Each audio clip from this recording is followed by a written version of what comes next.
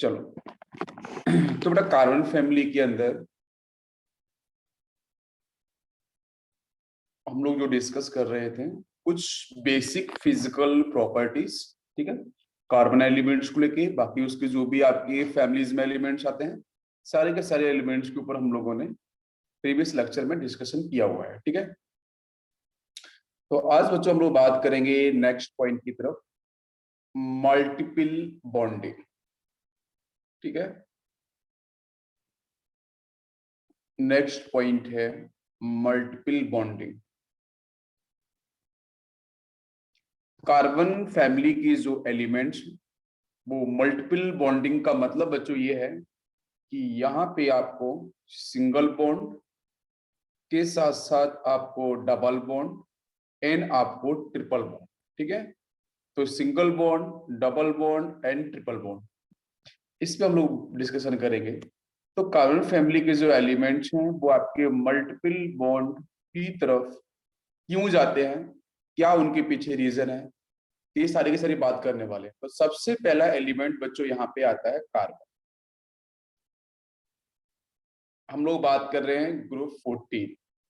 Group 14 के अंदर first element आपका जो आता है, दिस इज अ कार्बन, ठीक है बच्चों।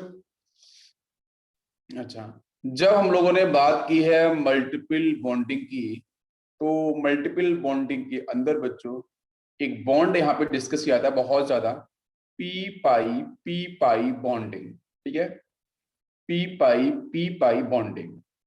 जब बच्चों सिंगल बॉन्ड की बात करते हैं तो यहाँ पे क्या है, सिंगल बॉन्ड, ठीक है। केमिकल बॉन्डिंग में आप लोगों को थोड़ा बहुत तो बताया गया होगा ऐसा, ठीक है। मैं बेसिक इंट्रोडक्शन आपको दे रहा हूँ एक बार।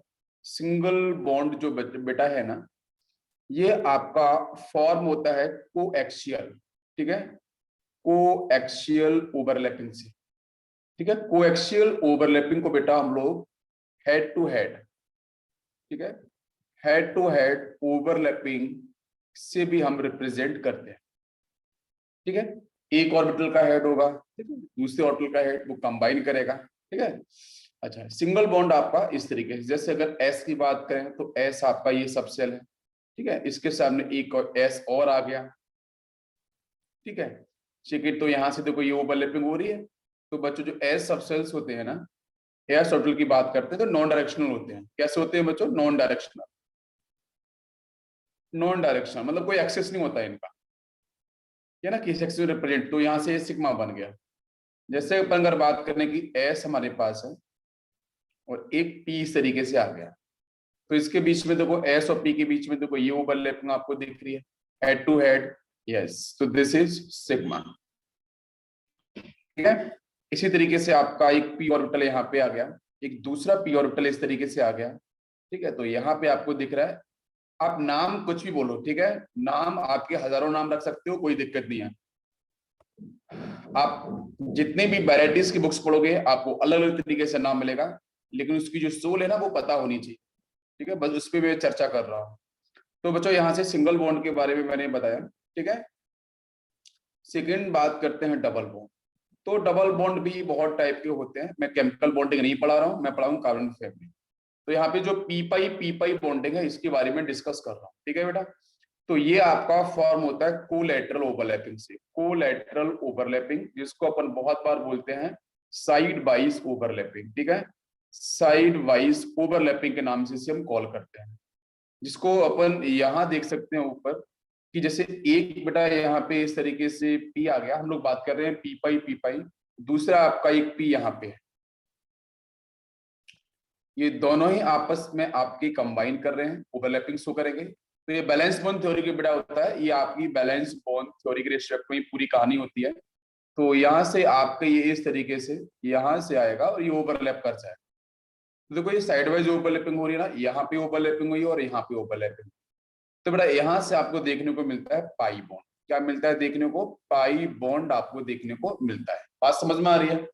तो हम लोग बात कर रहे हैं कार्बन को लेके। तो कार्बन जो एलिमेंट है वो आपका यहाँ पे पी पाई का मतलब क्या है बच्चों, कि ये ऑर्बिटल मान लेते हैं कार्बन का है, ये आपका ऑर्बिटल एक दूसरे कार्बन एटम का है, ठीक है। तो इसमें आपको जब पता है इलेक्ट्रॉनिक कन्फिग्रेशन की, बच्चों हम लोग बात करते हैं कार्बन फैमिली के अंदर, तो इलेक्ट्रॉनिक कन्फिग्रेशन बच्चों क्या होता है? ये होता है sir general configuration NH2 NP2, यही होता है ना, क्लियर है। जहां से जब हम एक्साइटेशन कराते हैं, है ना, तो NS के अंदर बचता है 1 इलेक्ट्रॉन और NP के अंदर बच्चों आ जाते हैं 3 इलेक्ट्रॉन्स, 1 2 and 3। इस तरीके से इसकी जो मैक्सिमम बैलेंसी होती है वो 4 कार्बन की डिफाइन होती है। बाकी एलिमेंट्स की जो बैलेंसी है वो एक्सटेंड भी करती है, बट कार्बन की बैलेंसी एक्सटेंड नहीं करती है because of absence of D orbitals. Carbon की बैलेंसी बच्चों मैक्सिमम 4 ही होती है कार्बन एलिमेंट की, इसकी बैलेंसी 4 से अधिक एक्सटेंड नहीं करती है, बिकॉज इसके पास बच्चों क्या है, absence of D orbital, absence of D orbital. जब अब्सेंस ऑफ डी ऑर्बिटल है, ठीक है, तो ये एक्स्ट्रा लोन पेयर या नेगेटिव चार्ज को नहीं ले सकते हैं कार्बन एलिमेंट, जिसकी वजह से इसकी बैलेंसी भी एक्सटेंड नहीं करती है। मेरी बात समझ में आ रही है? यहां तक सभी क्लियर हो गया बेटा? पाई बॉन्ड के बारे में बताया मैंने। तो पी पाई मतलब क्या बेटा, ये आपका पी ऑर्बिटल यहां से एक आपका पीए, दोनों आपस में कंबाइन हो रहे हैं बच्चों साइड वाइज, है ना। तो साइड वाइज जब कंबाइन होंगे तो यहां से आपको देखने को मिलेगा पाई बॉन्ड। क्या आपको मेरी बात समझ में आ रही है सभी को?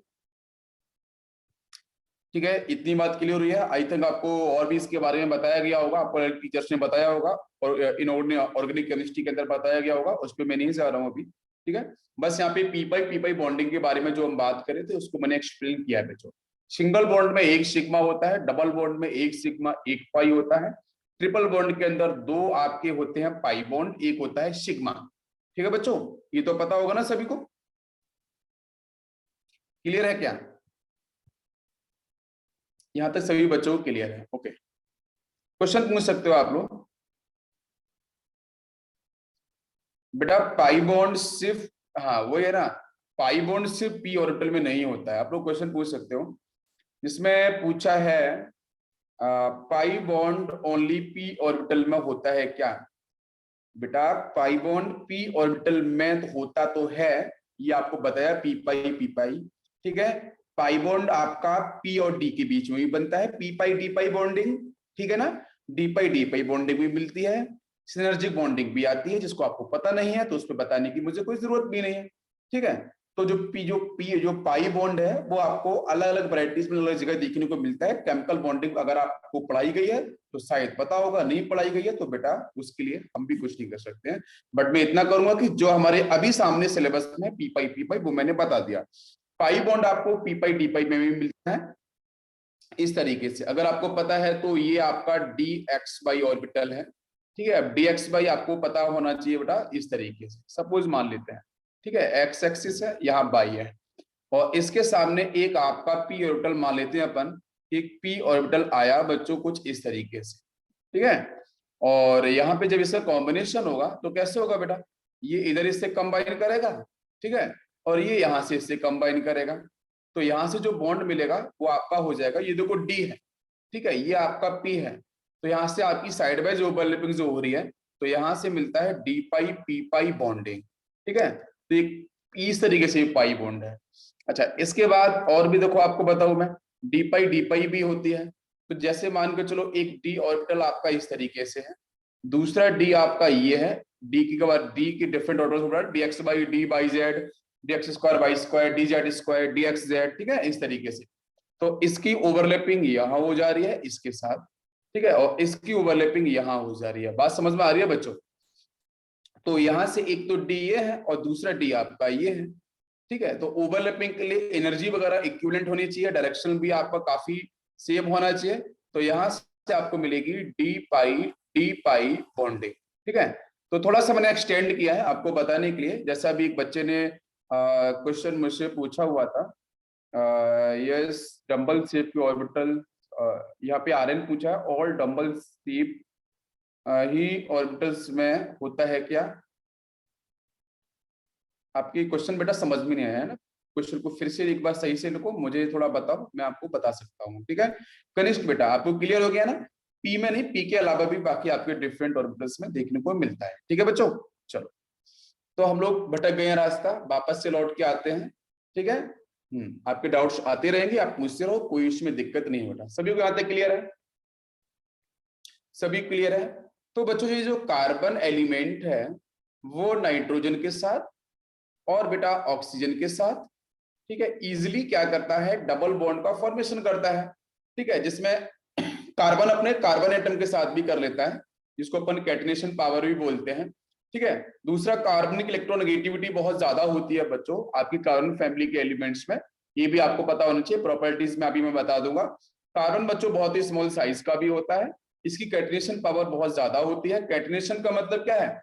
Self linking property, carbon carbon से ही कनेक्ट हो, है ना, इसको बोलते हैं कैटनेशन पावर।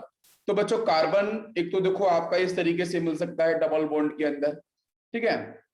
नेक्स्ट आपका कार्बन ट्रिपल बॉन्ड कार्बन इस तरीके से भी मिल सकता है, ठीक है। यहाँ पे कार्बन बना लेना, बैलेंस ही पूरी कर लेना, ठीक है। इसके साथ आपका कार्बन ट्रिपल बॉन्ड नाइट्रोजन, ठीक है। जैसे आपका कार्बन डबल बॉन्ड हो कार्बोनाइल ग्रुप, ठीक है, जैसे कार्बन डबल बॉन्ड एस, इस तरीके से।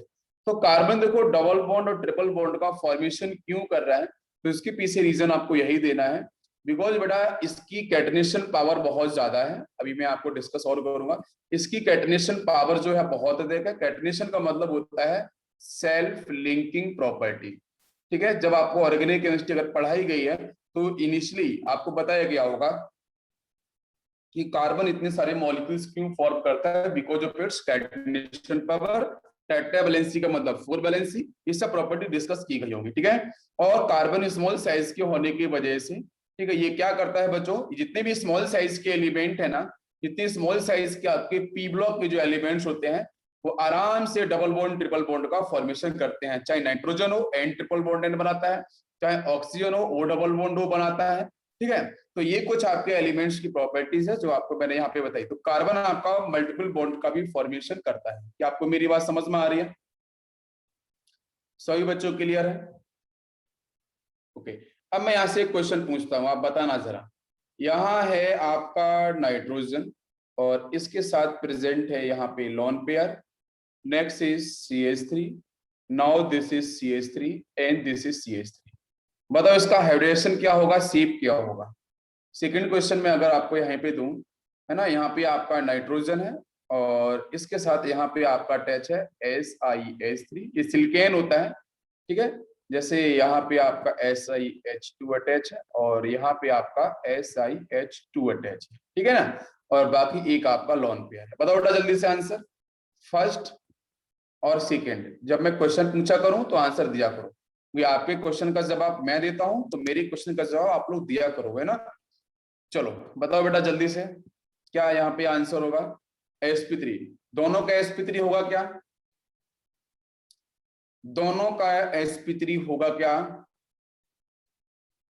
गलत answer, it is totally wrong. दोनों का sp3 नहीं होगा, ये मैंने हिंट कर दिया आपको, ये मैंने आपको हिंट कर दिया है। फिर बताओ किसका क्या होगा?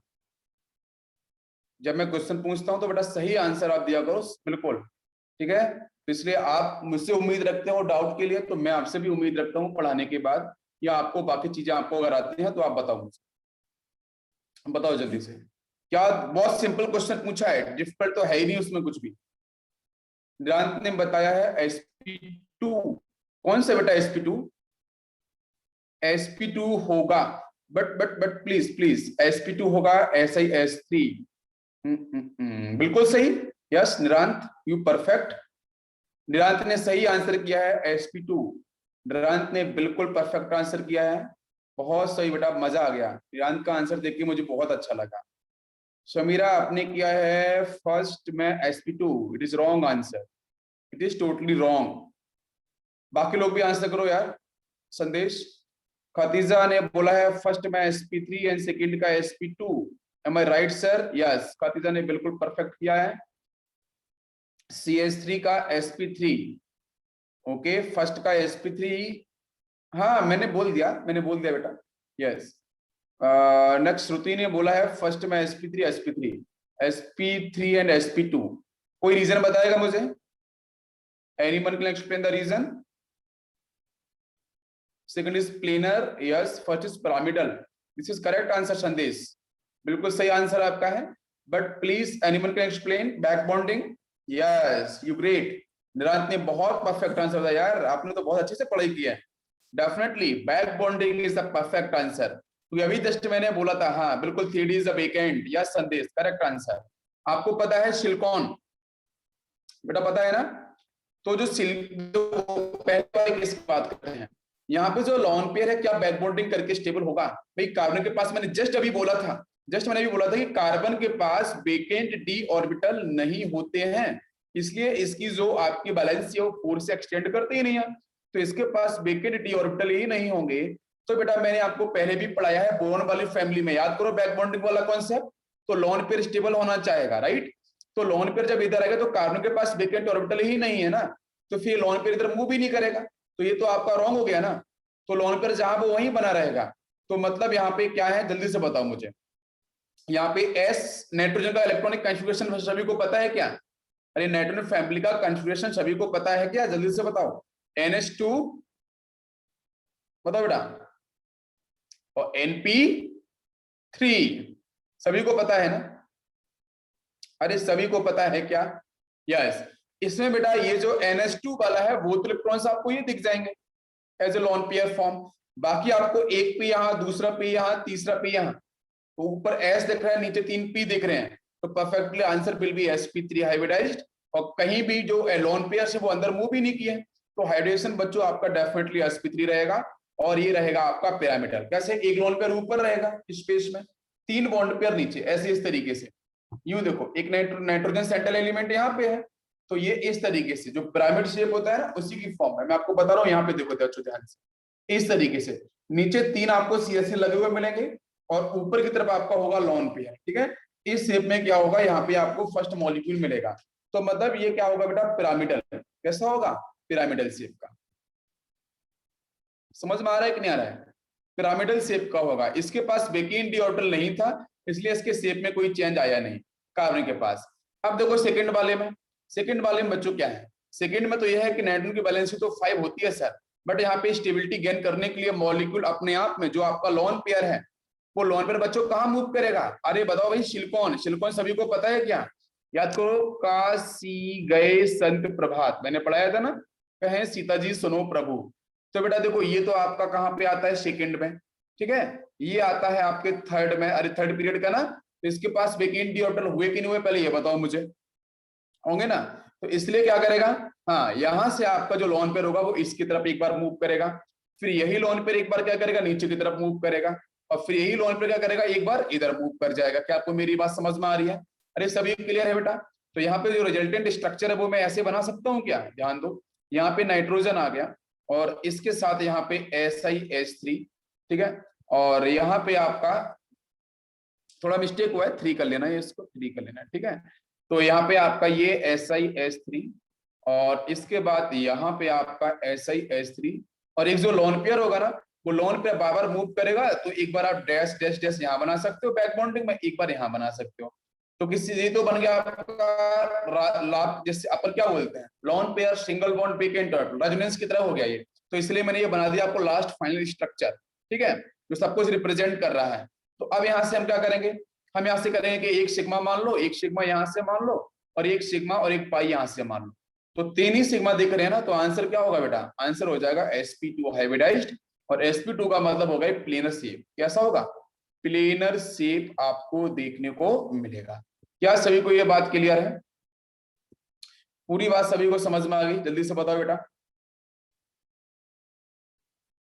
सही बच्चों क्लियर है, थैंक यू, ओके ठीक है। यस, नेक्स्ट हम लोग बात करेंगे catenation. Next point is catenation. Catenation बच्चों मैंने बताया सेल्फ लिंकिंग प्रॉपर्टी, एक एटम अपने जैसे ही दूसरे एटम से कंबाइन होता है उसको बोलते हैं कैटनेशन, है ना? कैटनेशन पावर होने की वजह से बेटा जो कार्बन है वो डायमंड में आपको दिखाई देता है, ठीक है? जो डायमंड आपको फॉर्म दिखती है ना, वो बेटा आपके कार्बन में कैटनेशन पावर की वजह से ही दिखती है। एक कार्बन दूसरे कार्बन एटम से कंबाइन होता जाता है, और लॉन्ग चेन जायंट स्ट्रक्चर, ठीक है, और आपको देखने को मिलता है जो डायमंड की फॉर्म में होता है, फ्लोरीन की फॉर्म में होता है, चारकोल की फॉर्म में होता है, डिफरेंट लैम्प ब्लैक की फॉर्म में होता है, वो मैं डिस्कस करूंगा। तो this is self linking ability, हम लिख सकते हैं this is actually self linking ability of atom, self linking ability of atom, ठीक है, इसका मतलब होता है कैटनेशन। तो अब यहां से कार्बन कार्बन सिंगल बॉन्ड अगर मैं बात करूं, तो बेटा इसकी जो बॉन्ड एनर्जी है या बॉन्ड डिसोसिएशन एनर्जी है कितनी होती है बताओ बेटा। अगर मैं आपसे सीक्वेंस पूछना चाहूं तो बॉन्ड डिसोसिएशन एनर्जी का ऑर्डर क्या होगा या बॉन्ड एनर्जी का ऑर्डर क्या होगा, बताओगे मुझे बेटा। कार्बन फैमिली के अंदर क्या होना चाहिए? सबसे अधिक किसकी बेटा? कार्बन की बहुत बहुत ज्यादा होती है, उससे कम आती है सिलिकॉन की, उससे कम होती है जर्मेनियम की, उससे कम होती है टिन की, ठीक है। और सबसे लास्ट में आपका लेड आ जाता है, वो तो परफेक्टली आयोनिक होता है। तो क्वेश्चन हमारा ये है, उसको ध्यान से बताओ कि कार्बन की जो बॉन्ड से एनर्जी बहुत ज्यादा है, तो because what is the reason? Reason is catenation power, self linking ability बहुत ज्यादा है कार्बन की। तो जिसकी वजह से बेटा बोलते हैं कि इसकी जो बॉन्ड एनर्जी आती है कार्बन की, it is around 83 kilo calorie पर मोल, ठीक है। ये डाटा को याद नहीं रखना है, बस डाटा को एक बार ऑब्जर्व कर लो। कार्बन की जो बॉन्ड एनर्जी आती है बेटा वो आती है समथिंग 83 किलो कैलोरी पर मोल। जैसे पूछूं मैं आपसे सिलिकॉन की बॉन्ड एनर्जी कितनी होगी अगर इस बॉन्ड को तोड़ना है, तो बच्चों कितना होगा इसका? 54 किलो कैलोरी पर मोल। तो कहीं ना कहीं उठा आपकी इससे कम है कार्बन से। जैसे अगर मैं थर्ड केस की बात करूं जर्मेनियम के साथ, तो जर्मेनियम और जर्मेनियम की बच्चों कितनी एनर्जी होती है बताओ? 40 किलो कैलोरी पर मोल, ठीक है। इसी तरीके से बच्चों मैं बात कर सकता हूं टिन के साथ, तो टिन की जो बॉन्ड एनर्जी होती है this is around 37 kilo calorie पर मोल, ठीक है। ये कुछ बॉन्ड एनर्जी का सीक्वेंस है। तो यहाँ पे आप देखो इसमें 83 थी, 83 से एकदम से कम होकर 54 ही है, इसलिए कार्बन की कैटनेशन पावर क्या होती है? ज्यादा। ज्यादा होने की वजह से इसकी बॉन्ड एनर्जी भी बच्चों क्या होती है? कार्बन की बहुत अधिक होती है। क्या सभी को मेरी बात समझ में आ रही है? In comparison to silicon, germanium and tin, सभी क्लियर है? बताओ बेटा जल्दी से, यहां तक सभी बच्चों को क्लियर है?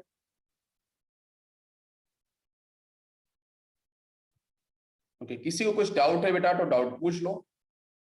यस निरंत, डेफिनेटली सभी बच्चों को यहां तक क्लियर हो गया होगा। कुछ डाउट वगैरह है तो आप पूछ सकते हो बीच में, कोई दिक्कत नहीं है।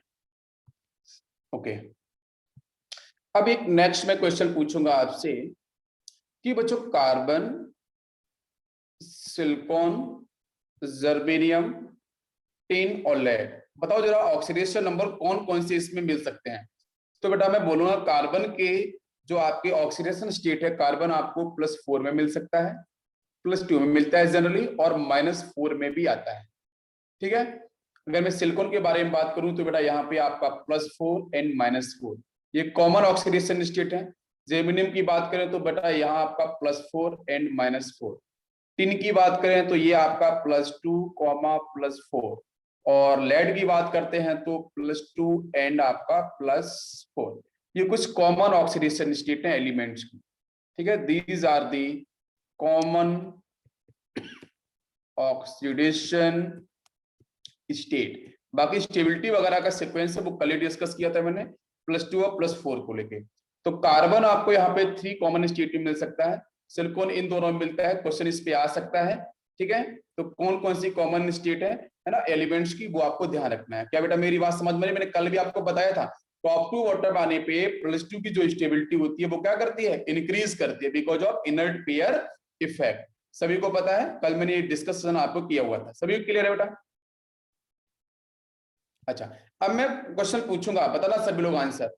+4 एंड +2 इन दोनों ऑक्सीडेशन स्टेट में से कौन सी ऑक्सीडेशन स्टेट ऐसी है जो कोवलेंट नेचर को शो करती है, और कौन सी ऐसी है जो आयनिक नेचर को शो करती है? जल्दी से बताओ आंसर मुझे। इन दोनों में से कौन सी ऑक्सीडेशन स्टेट ऐसी है जो आपके आयनिक नेचर को शो करेगी, कौन सी कोवलेंट को शो करेगी? सभी आंसर बताओ बेटा, सभी लोग आंसर बताओ जल्दी से। कौन सी आयनिक को शो करेगी, कौन सी कोवलेंट को शो करेगी? तो देखो ये जो बेटा +4 वाली जो है ना, ये करती है कोवलेंट नेचर को शो, डोमिनेंसी करती है, और +2 वाली करती है आयनिक नेचर को शो। तो +2 वाले अगर कंपाउंड्स मिल जाते हैं, हाँ बिल्कुल सही Vaishnavi, Kanishk, yes yes yes, +4 covalent, +4 covalent and +2 is the ionic, definitely. तो ये आपको +2 कोवलेंट ये, और इनको बारे में आपको ध्यान रखना है। अब बेटा हम लोग बात करेंगे मैक्सिमम कोवलेंसी के ऊपर। ये आपको समझ में आ गया? छोटे छोटे क्वेश्चन बन सकते हैं यहाँ से, इसलिए ध्यान रखना है। अब मैं बात करूंगा मैक्सिमम कोवलेंसी, मैक्सिमम कोवलेंसी। तो बच्चों यहाँ पे मैक्सिमम कोवेलेंसी की बात करें तो वही कार्बन, सिलिकॉन, जर्मेनियम, टिन और लेड। ठीक है, आप आंसर करो मुझे, मैक्सिमम कोवेलेंसी कार्बन की कितनी हो सकती है, सिलिकॉन की कितनी होगी, जर्मेनियम की कितनी होगी, टिन की कितनी होगी, बताओ आंसर। मैक्सिमम कोवेलेंसी के बारे में बच्चों हम लोग बात कर रहे हैं। तो कार्बन की जो मैक्सिमम कोवेलेंसी है वो तो +4 ही होगी। और क्यों +4 होगी बेटा क्यों? क्योंकि इसके पास क्या है, अब्सेंस ऑफ डी ऑर्बिटल। सभी लोग आंसर करो, अब्सेंस ऑफ डी ऑर्बिटल। जब तक ये छोटी छोटी बातें पूरी नहीं हो जाएंगी मैं बिल्कुल भी रिएक्शन की तरफ नहीं जाने वाला हूं, ये बात याद रखो आप। ठीक है, तो कार्बन के बच्चों मैक्सिमम कोवेलेंसी 4 क्यों होती है, because absence of D orbital. अब आते हैं हम लोग सिलिकॉन पे, बताओ आंसर सभी लोग। सिलिकॉन जो बेटा कंपाउंड है वो अगर फ्लोरीन के साथ रिएक्शन कर लेता है तो ये बनाता है SiF6 और इस पे चार्ज -2 रिप्रेजेंट होता है। अगर मैं जर्मेनियम की बात करूं तो बेटा यहाँ पे मिलता है Ze और क्लोरीन ले लेते हैं सपोज Cl6, यहाँ पे चार्जेस -2। मैं अगर टिन के बारे में बात करूं तो यहाँ पे आपको Sn ये मिलता है OH6 के साथ, ध्यान दो, और यहाँ बच्चों ये -2। इसके साथ अगर मैं लेड की तरफ मूव करूं तो लेड भी बच्चों आपको +6 में ही आएगा, PbOH6 और यहाँ पे चार्ज -2। ये कुछ वेल नोन कंपाउंड है, एनसीईआरटी में इनके एग्जांपल दे रखे हैं। ये सारा का सारा डाटा बेटा एनसीईआरटी का ही है। एनसीईआरटी ने एक्सप्लेन किया है कार्बन के पास वेकेंट डी ऑर्बिटल्स नहीं है, जिसकी वजह से इसकी जो कोवैलेंसी है वो आपकी +4 ही रहेगी।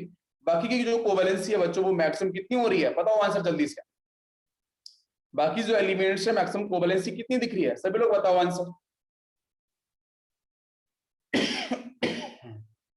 बिल्कुल सही, +6, परफेक्ट। देखो यहाँ पे 6, यहाँ पे 6, यहाँ पे 6, यहाँ पे 6। What is the reason? Reason is very simple, because presence of D and F orbital. ठीक है, इन सारे नीचे के एलिमेंट्स के पास कहीं डी है कहीं पे एफ ऑर्बिटल आने लगते हैं, जिसकी प्रेजेंस की वजह से यहाँ पे ऑर्बिटल विल एक्सटेंड, ऑर्बिटल करेगा एक्सटेंड, जिसकी वजह से यहाँ पे आपकी जो, हाँ बिल्कुल सही, करेक्ट आंसर। इसलिए यहाँ पे आपको जो बैलेंस, जो आपकी मैक्सिमम जो कोवैलेंसी है दैट विल बी दी +6। क्या आपको मेरी बात समझ? तो मैं बोल सकता हूँ सिलिकॉन, जर्मेनियम, टिन और लेड, इन सबकी कोवैलेंसी बेटा मैक्सिमम कितनी है, +6। मैक्सिमम बोल रहा हूँ मैं, ठीक है, मैक्सिमम, हाँ बिल्कुल। और कार्बन की मैक्सिमम कोवैलेंसी कितनी है, +4। इसके पास कंपाउंड भी याद रखना है, ये कंपाउंड भी आ सकते हैं। दूसरा भी आप रीजन इस तरीके से भी दे सकते हो, जरा मेरे साथ थोड़ा ध्यान देना। कार्बन के पास एनर्जी सेल कौन कौन सी है मुझे बताओ, सभी लोग बताओ। कार्बन के पास एनर्जी सेल्स कौन कौन सी प्रेजेंट होते हैं? कार्बन के, ये मैं कंपाउंड बताऊं बेटा, ये कंपाउंड कैसे बनते हैं ना ये बताऊंगा, जस्ट वेट, है ना, बहुत इजीली बताऊंगा मैं, हाइड्रोलिसिस वगैरह पे, हैलोजनेशन पे बहुत सिंपल तरीके से बता दूंगा। अभी मुझे ये बताओ कार्बन के पास कौन कौन से एनर्जी सेल्स होते हैं? एनर्जी सेल पूछा है मैंने, KNL आपको पढ़ा चुका हूं मैं, बिल्कुल सही। KNL 2 ही एनर्जी बेटा सेल होते हैं, बताओ सभी लोग, 2 एनर्जी सेल्स होते हैं। L यहाँ पे आउटर मोस्ट सेल होता है, बात समझ में आ रही है क्या? और L जो सेल है, जो आउटर मोस्ट सेल है, उसके पास कितने ऑर्बिटल्स होंगे बच्चों, जल्दी से आंसर करो मुझे।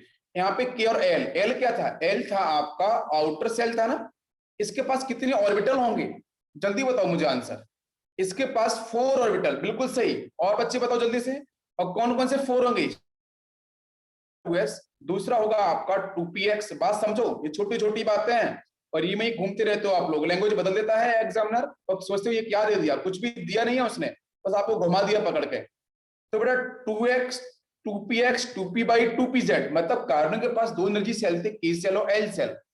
L shell is the outer shell जिसके पास 4 ऑर्बिटल्स आपको मिलेंगे, 2px 2s मिलेगा, 2px मिलेगा, 2p मिलेगा, 2pz मिलेगा। सोती यस बेटा बिल्कुल सही है ना। अच्छा 4 ऑर्बिटल्स यहां से आपको मिल चुके हैं, राइट। अच्छा 4 ऑर्बिटल्स मिल चुके हैं, तो अब मुझे बताओ इनके पास मैक्सिमम इलेक्ट्रॉन्स कितने हो सकते हैं? S के पास 1 होगा, 2px के पास 1 होगा, 2p के पास 1 होगा, 2pz के पास 1 होगा। जब ये पेयर्ड होंगे तो पेयर्ड होने के बाद मैक्सिमम बच्चों कितने? 8 इलेक्ट्रॉन्स, बिल्कुल सही आंसर। कितने होंगे बच्चों? 8 इलेक्ट्रॉन। तो बॉन्ड कितने बच्चों दिख रहे हैं, जल्दी से बताओ, हाउ मेनी बॉन्ड? तो कितने बॉन्ड आपको यहाँ पे दिखेंगे? 4 से। अरे 4 से कितने बॉन्ड बच्चों? 4 बॉन्ड। तो मैक्सिमम कोवैलेंसी कितनी है इसकी? 4। समझ में आ गया सभी को? इससे अधिक इलेक्ट्रॉन ले नहीं सकता है। क्या आपको मेरी बात क्लियर है? बाकी जो रिमेनिंग एलिमेंट है उनके पास वेकेंट डी ऑर्बिटल्स आपको दिखते हैं, क्योंकि आपकी सेल्स बढ़ती हैं। आपको मैं ऑलरेडी इलेक्ट्रॉनिक कॉन्फ़िगरेशन बता चुका हूं विद रिस्पेक्ट टू सेल। तो वो एलिमेंट बच्चों परमिशन देते हैं बाहर के एलिमेंट्स के साथ क्या? कोऑर्डिनेशन बॉन्ड बनाने के लिए, और कोऑर्डिनेशन बॉन्ड बनाएंगे तो लोन पेयर्स लेंगे लोन पेयर इलेक्ट्रॉन्स, तो जिसकी वजह से आपका यहाँ पे जो सिलिकॉन एग्जांपल देता हूँ और अच्छा समझाने के लिए ध्यान देना। जैसे मैं एग्जांपल दूं आपको यहाँ पे समझाने के लिए, जैसे मैंने मॉलिक्यूल लिया SiF4, ध्यान देना SiF4 जो आपका मॉलिक्यूल है, इसके पास आपको क्या दिख रहा है सर? 4 फ्लोरीन है, 1 फ्लोरीन, 2 फ्लोरीन, 3 और 1 4। भाई 4 तो कोवैलेंसी होती है ही, तो अभी मैं आपको बता ही चुका हूं। अगर इसके सामने बेटा गलती से कहीं से आ गया 2F माइनस, क्या रिएक्शन परफॉर्म करेगा? मेरा आंसर बताओ यस और नो। क्या रिएक्शन परफॉर्म करेगा? जल्दी से बताओ। बिल्कुल करेगा यार, इसके पास वैकेंट ऑर्बिटल्स होंगे ना। यस बिल्कुल सही। तो दोनों के दोनों F माइनस को ये क्या करेगा बच्चों? एक्सेप्ट कर लेगा। क्या आपको मेरी बात समझ में आ रही है? तो एक्सेप्ट करने के बाद बच्चों बनेगा एस SiF6 और होल चार्जेस -2। समझ में आया? और यहां जो बच्चों बॉन्ड बनेगा वो कौन सा होगा? कोऑर्डिनेट बॉन्ड होगा। कौन सा बच्चों?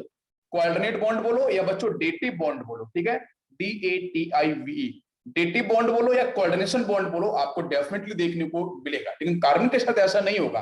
क्या सभी को मेरी बात क्लियर हो रही है? कार्बन कभी भी बच्चों कॉम्प्लेक्स का फॉर्मेशन नहीं करता है। उसके पास रीजन यही है, कार्बन जो एलिमेंट है वो कभी भी कॉम्प्लेक्स कंपाउंड कोऑर्डिनेशन कंपाउंड का फॉर्मेशन नहीं करता है, because absence of D orbital. Small size है एटम का, कार्बन का, हाई चार्ज डेंसिटी होती है बच्चों। मेरी बात समझ में आ रही है? अच्छा, यहां तक सभी क्लियर हो गया? डन। अब हम बात करेंगे रिएक्टिविटी की तरफ, तो चलते हैं हम लोग रिएक्टिविटी पे। तो रिएक्टिविटी में सबसे पहले हम बात करेंगे ऑक्सीजन की तरफ। देखो बच्चों ध्यान से, सभी बच्चे इसको ध्यान से देखेंगे। देखो सबसे पहला है बेटा reaction of carbon family with oxygen. Please ध्यान से देखो बेटा, ऑक्सीजन के साथ जो रिएक्टिविटी है, तो यहाँ पे मैं बोलूंगा कार्बन के साथ बच्चों जब आया ऑक्सीजन, तो आपको पता है कार्बन की बच्चों 2 स्टेट हम लोगों ने पढ़ी थी, अभी पढ़ी थी ना, +2 एंड +4। क्या मेरी बात सभी को समझ में आ रही है बच्चों? तो कार्बन जब ऑक्सीजन से कंबाइन किया तो एक बार तो ये CO बनाएगा, और CO का बेटा देखो यहाँ पे ऑक्सीडेशन नंबर इज 0, यहाँ पे ऑक्सीडेशन नंबर इज +2। आपको अच्छे से पता है addition of oxygen is called oxidation process. तो बेटा यहाँ पे हो गया आपका ऑक्सीडेशन। लेकिन बेटा इसकी सबसे अधिक स्टेबल स्टेट कौन सी? कार्बन की +4 होती है, आपको पता है। तो फिर से बच्चों ऑक्सीजन को एब्जॉर्ब करेगा, और फिर से करेगा एब्जॉर्ब, तो ये बेटा कन्वर्ट हो जाएगा +2 से CO2 के अंदर। क्या आपको मेरी बात समझ में आ रही है? तो यहां से बच्चों मिल गया +4 ऑक्सीडेशन नंबर। क्या सभी बच्चों को बात क्लियर है? क्या सभी? थोड़ा 0 से हम सीधा कभी कभी +4 भी लिख देते हैं, बीच की स्टेप लिखते नहीं है, लेकिन ध्यान ये देना है कि +2 के अंदर भी मिलता है, +4 के अंदर भी मिलता है। क्या सभी को मेरी बात समझ में आ रही है? +2 एंड +4 सेम बच्चों सिलिकॉन के साथ है। देखो जल्दी देखो, जर्मेनियम के साथ दी हुई है, टिन के साथ दी हुई है, लेड। मैंने कभी ऐसा नहीं बोला है कि लेड कभी +2 में सर मिलता ही नहीं है, या लेड कभी +4 में। मैं बोलता हूँ सारे के सारे element, carbon, silicon, germanium, tin, lead, ये सभी के सभी +2 के अंदर और +4 के अंदर मिलते हैं। बाकी स्टेबिलिटी वाला कॉन्सेप्ट हमारा जब आएगा क्वेश्चन, तो हमको उसको वैसे ही सॉल्व करेंगे। क्या सभी को मेरी बात समझ में आ रही है?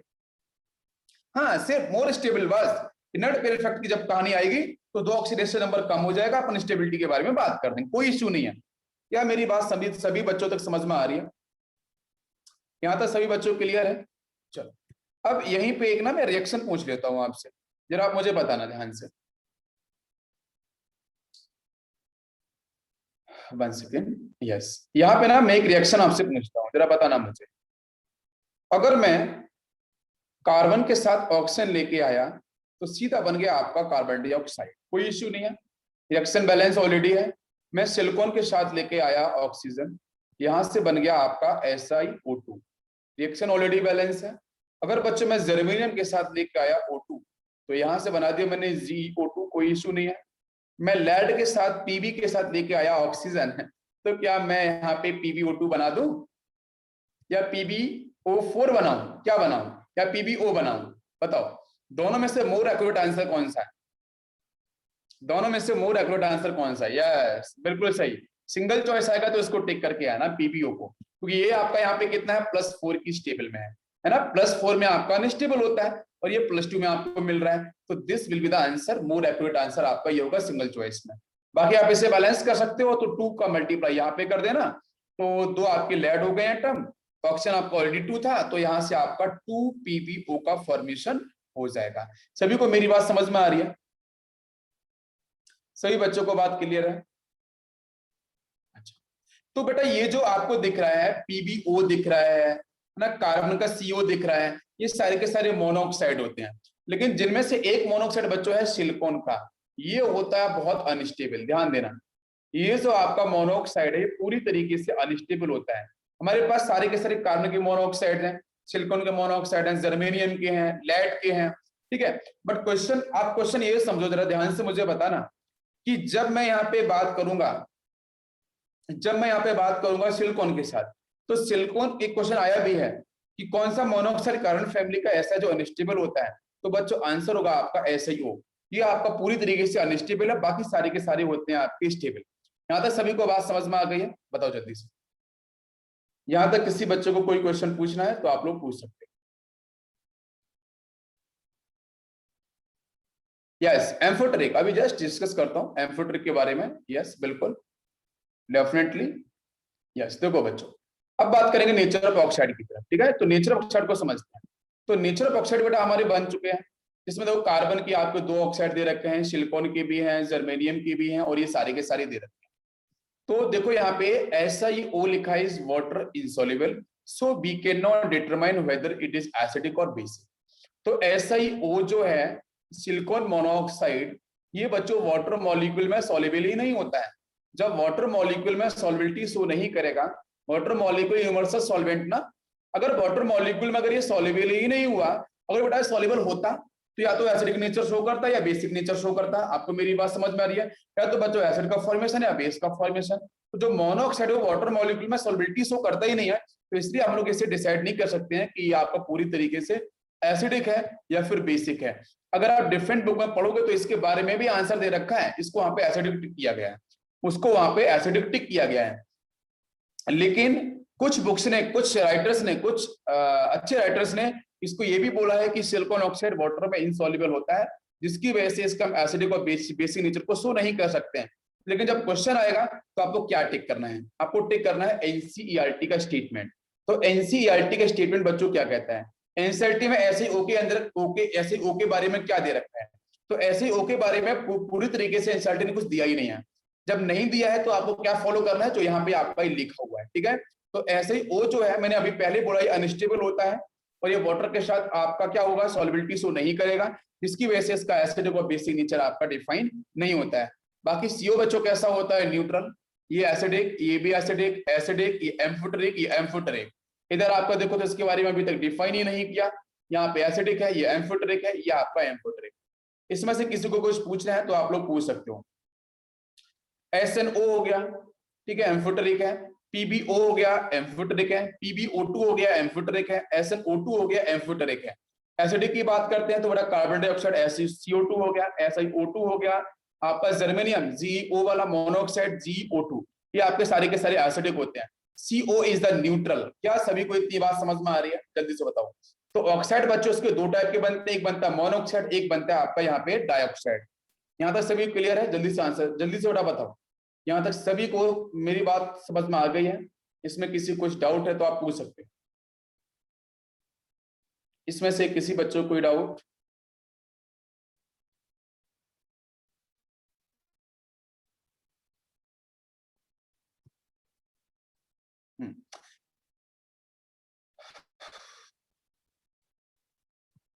एक सेकेंड, मैं आपके डाउट्स ले रहा हूं।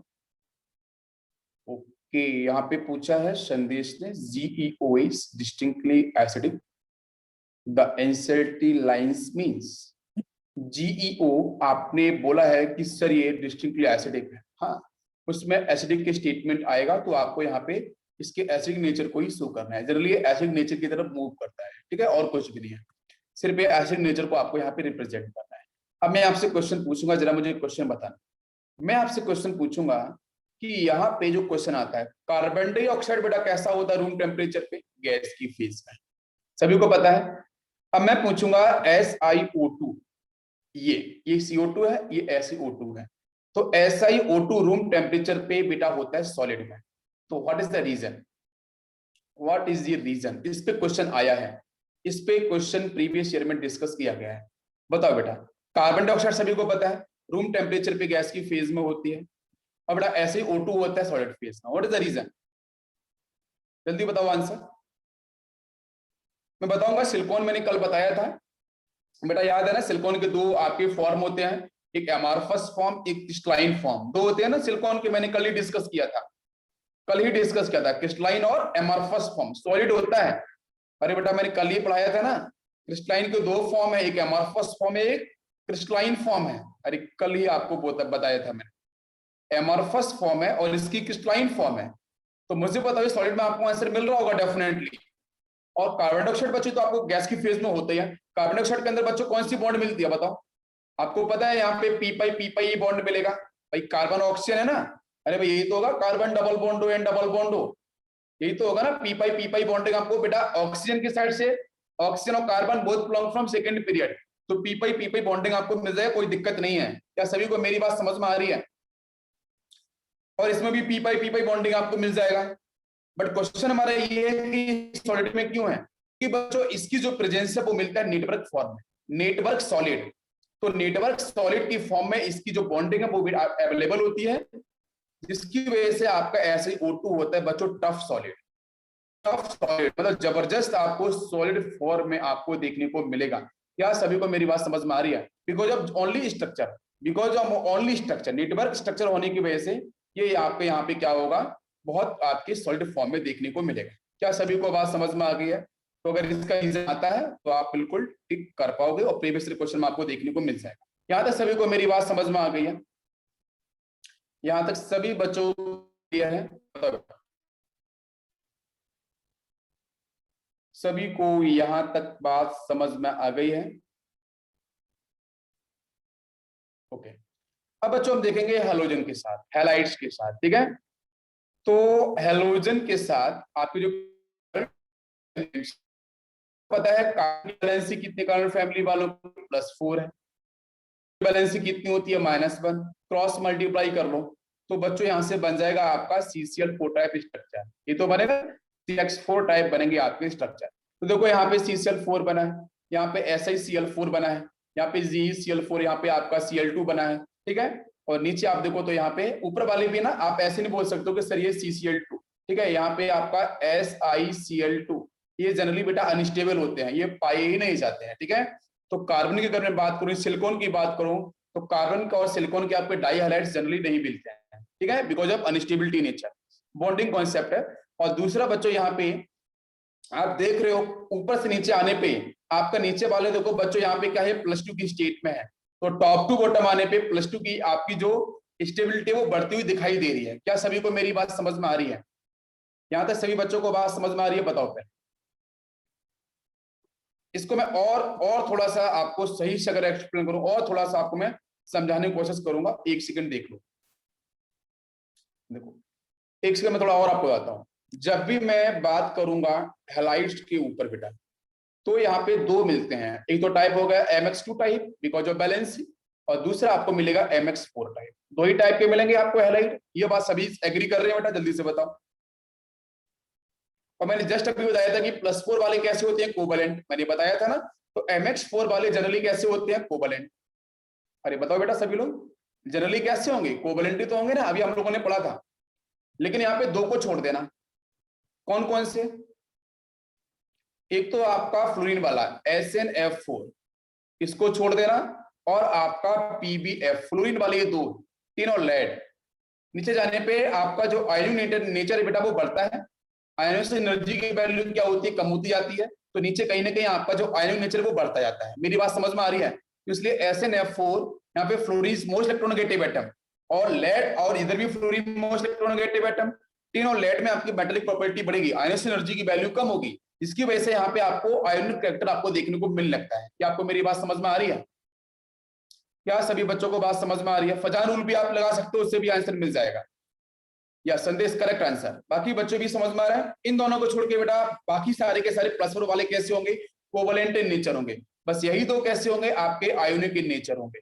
इस पे क्वेश्चन आते हैं, छोटे छोटे क्वेश्चन नीट के अंदर भी बच्चों पूछे गए, इसलिए आपको ये बता रहा हूं मैं, छोटी छोटी बातें। तो मैं रिएक्शन लिखाऊंगा, आगे बढ़ जाऊंगा, आपको समझ में नहीं आएगा, आप रुक जाओगे, बोलोगे सर क्या हो गया। एक क्वेश्चन आया था जेई के अंदर, जेई में इसमें क्वेश्चन आया था बच्चों PbI4 के ऊपर।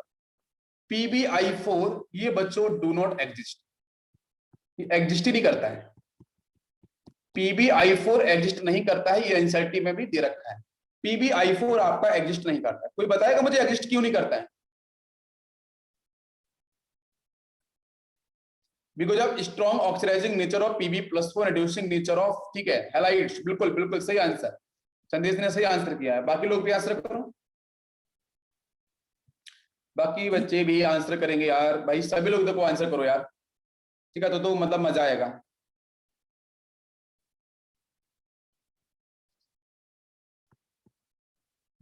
क्या होगा यार, सीधी सी तो बात है, अगर आप ग्राउंड स्टेट कन्फिग्रेशन की बात करो, यहाँ पे आपका लेड के साथ सिंगल बॉन्ड आयोडीन मैंने रिप्रेजेंट किया, बॉन्डिंग के ऊपर ही तो बात कर रहा हूं मैं। मॉलिक्यूल अगर अनस्टेबल है तो बॉन्डिंग ही नहीं हो रही है ना, मतलब तो यही है ना। हाँ, इसमें आपका ग्राउंड स्टेट, मैंने देखता हूं बहुत सारे बच्चे क्या करते हैं, गूगल को सर्च कर लेते हैं, अच्छी बात है, कर लो, मुझे कोई प्रॉब्लम नहीं बेटा, लेकिन जब भी एग्जाम होता है तब गूगल को सर्च मत करना, ठीक है, अभी कर लो सर्च। तो ग्राउंड स्टेट कॉन्फ़िगरेशन की मैं बात करूं तो यहाँ पे बेटा कितने होंगे, 6s। अरे बताओ भाई, लेड की बात अपन कर रहे हैं ना, 6s ही तो आएगा 2 इलेक्ट्रॉन के साथ। यहाँ पे क्या होगा, 6p होगा ना, बताओ जल्दी से। 2 इलेक्ट्रॉन्स ही आ गए। अगर इसका एक्साइटेड स्टेट अगर आप देखोगे तो क्या मिलेगा, 6 इलेक्ट्रॉन यहाँ पे एग्जाम कर जाएगा, ये 6s और आपका यहाँ पे 6p। तो आप बोलोगे सर यहाँ तो बनना चाहिए, 4 बॉन्ड दिख रहे हैं, 4 बॉन्ड दिख रहे हैं सर, यहाँ तो बनना चाहिए ना, बताओ बच्चों, यहाँ तो बनना चाहिए ना, आप बोलोगे यहाँ तो बनना चाहिए। Energy release during PB I bond formation not enough to, हाँ एक्साइटेशन, वही कहानी एक्साइटेशन। यही तो रुक गया, इसलिए कि जो एक्साइटेशन मैंने यहाँ पे बता दिया, ये एक्साइटेशन होता ही नहीं है, बिकॉज एनर्जी का जो डिफरेंस है, एनर्जी का जो लॉजिक है, थर्मोडायनेमिकली जो आपकी स्टेबिलिटी के बारे में बात कर रहे हैं, तो होता ही नहीं है। जब एक्साइटेशन ही नहीं होगा तो यही कन्फ्यूजन यहाँ पे एक्वायर्ड करता है। तो यहाँ पे इसका रहता है H2P2, अरे H2P2 होगा ना, अरे बताओ बच्चों, S के पास इलेक्ट्रॉन्स, P के पास इलेक्ट्रॉन्स, यही तो डिफाइन होगा ना, समझ में आ रहा है कि नहीं आ रहा है।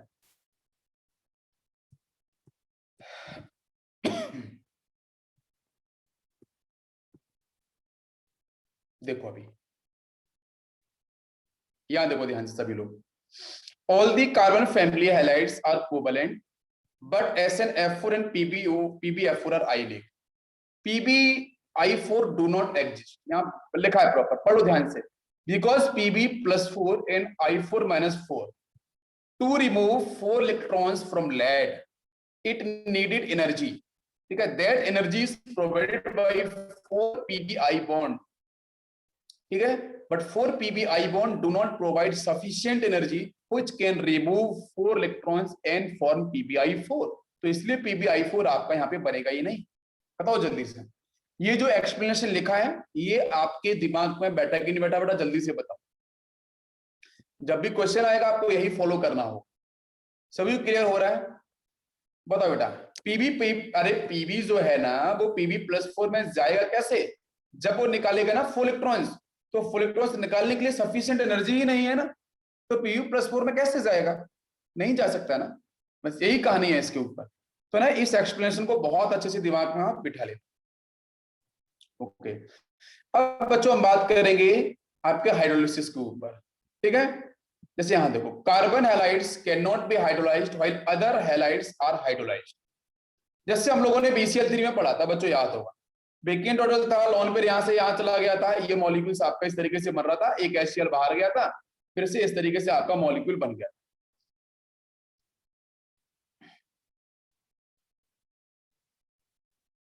Am I correct? Yes, बिल्कुल सही श्रुति बेटा। For hydrolysis, vacant orbital is needed so that oxygen atom can donate lone pair into vacant orbital, but carbon does not have any vacant orbital, so hydrolysis is not possible.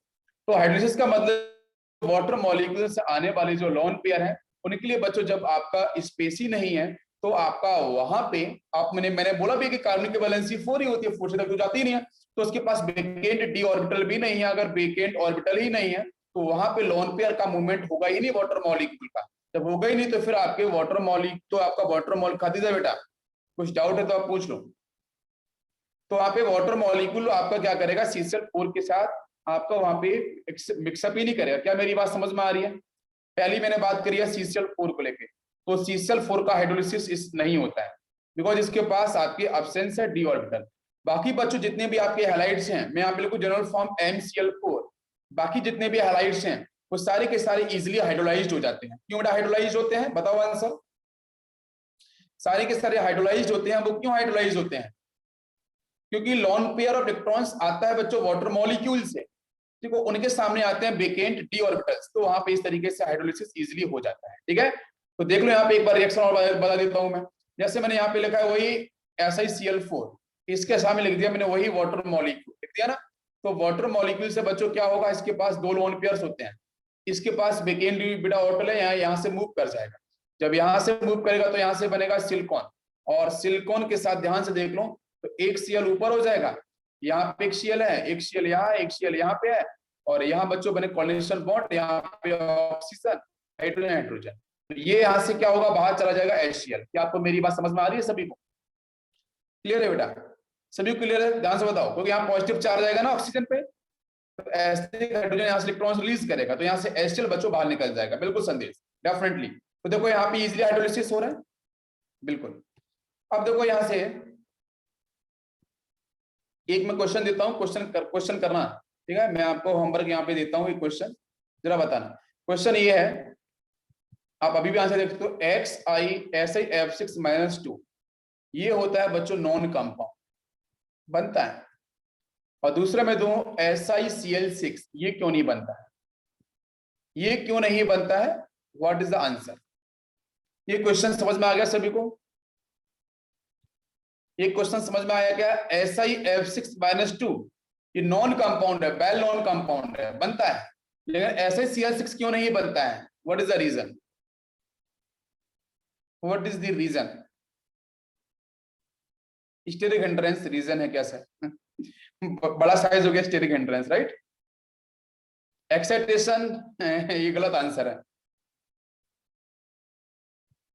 Excitation का मतलब समझते हो आप? Excitation क्या है? Excitation क्या होता है?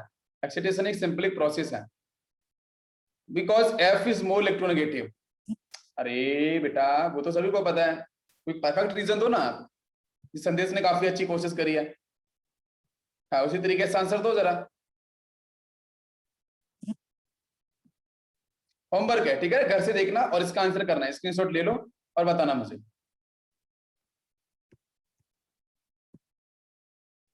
कोशिश करो, कोई बात नहीं, घर में बैठ कर आराम से। ये देखो हाइड्रोलिसिस पूरा दिखाया गया, आप देख लो, ठीक है ना बच्चों? ये देखो हाइड्रोलिसिस पूरा का पूरा यहाँ पे एक्सप्लेन किया गया है।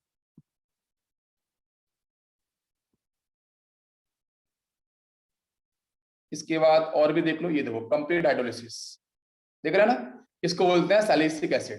देखो SiLiCiC, ये इसका नाम है, ठीक है। सारे के सारे देखो HCl बाहर निकाल दो, फाइनली 4 HCl बाहर चले जाएंगे, चारों Cl बाहर चले जाएंगे, और ये बन गया आपका लास्ट में एसिड। प्रोसेस कंटिन्यूस कराते जाओ, कोई दिक्कत नहीं है।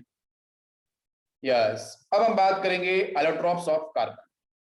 तो एलोट्रॉप्स ऑफ कार्बन से पहले मैं आपको ये बताना चाहूंगा बेटा, एबनॉर्मल बिहेवियर, या मैं बोल सकता हूं एनोमोलस, ठीक है। जो एनोमोलस बिहेवियर है कार्बन का, वो क्यों है? कार्बन का एनोमोलस बिहेवियर बच्चों इसलिए है because of small size, smaller size. दूसरा, इसकी बच्चों होती है high ionisation energy value. Carbon family की बात कर रहा हूं मैं, कार्बन फैमिली के अंदर, ठीक है, बाकी एलिमेंट्स के अलग क्यों होता है? इसकी हाई होती है इलेक्ट्रोनेगेटिविटी वैल्यू, और यहाँ पे होता है अब्सेंस ऑफ d ऑर्बिटल। इन चार प्रॉपर्टीज की वजह से आपका जो कार्बन है बाकी एलिमेंट से कंपैरिजन में, कार्बन फैमिली के बाकी एलिमेंट से कंपैरिजन में अपना अलग अलग बिहेवियर शो करता है। सभी को समझ में आ रहा है? यहां तक क्लियर है? अब आते हैं बच्चों हम लोग एलोट्रॉप्स पे, तो एलोट्रॉप्स को पढ़ेंगे हम लोग कल। तो बेसिक इन्फॉर्मेशन जानना बहुत जरूरी है, इसलिए मैं डिस्कस करता चल रहा हूं। तो इसके एलोट्रॉप्स बच्चों कौन कौन से हैं आप देखो, एमॉर्फस कार्बन और आपका crystalline carbon. Coal and lamp black क्या होता है कल बताऊंगा। ग्रेफाइट, डायमंड, फुलरिन के बारे में हम लोग डेप्थ में कल पढ़ेंगे, ठीक है। फिर पढ़ेंगे सिलिकेट्स। इसलिए नेक्स्ट 2 to 3 डेज के अंदर आपका कार्बन फैमिली भी फिनिश होगा, लेकिन आपको पूरे क्वेश्चन बनेंगे। और बच्चों वेडनेसडे को एग्जाम भी है, ठीक है। वेडनेसडे को एग्जाम है, केमिस्ट्री के मैंने क्वेश्चन दिए हैं बोरॉन फैमिली पे, ध्यान दो, बोरॉन फैमिली पे क्वेश्चन दिए हुए हैं मैंने। वेडनेसडे को आप लोगों का एग्जाम होगा, ठीक है, बोरॉन फैमिली के ऊपर। अच्छे से पढ़ लो से।